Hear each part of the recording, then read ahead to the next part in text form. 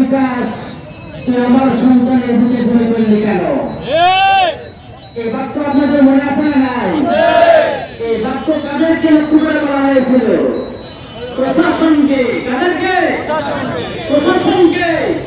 যেই প্রশাসন আমার টাকায় কিনা গুলি আমার ভাইয়ের বুকে ছুঁড়েছিল, ওই প্রশাসনকে লক্ষ্য করে এই বাক্যটি বলা হয়েছিল। আজকে 1 বছর পরেও আমরা দেখি ওই স্বৈরাচারের প্রতাপ্তা এই প্রশাসন, লজ্জাস্কর প্রশাসন আজ পর্যন্ত তাদের স্বভাব পরিবর্তন করতে পারে নাই।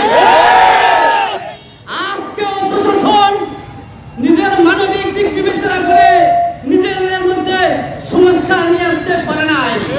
এই পুলিশ প্রশাসন যদি থাকে আবারও স্বৈরাচার বাংলাদেশে আসবে।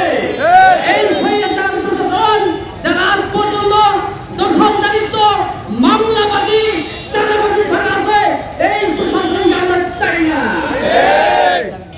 ওই গণভবন দখল মুক্ত করেন, জনগণের উপর গণভবন জনগণের কাছে ফিরিয়ে দিতে হবে। মনে আছে আপনাদের? মনে আছে? আজকে আমরা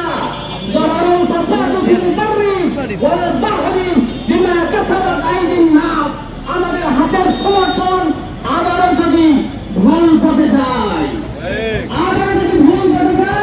বাংলাদেশে আবার একটি স্বৈরাচার আসবে। আমরা বাংলাদেশ আর কোন স্বৈরাচার দেখতে চাই না। আর কোন দখলদার, আর কোন চাঁদাবাজ আমরা দেখতে চাই না। আগামী দিনে মহাদেবপুরকে হাত পাখা বিজয় করে দখলদার, সন্ত্রাস মুক্ত একটি মহাদেবপুর আমরা তৈরি করব ইনশাআল্লাহ। নারায়ে তাকবীর! নেতা নয়, নীতি চাই। যোগ্য নেতা পাইছি ভাই। বীর সাহেব ধর্ম নাই।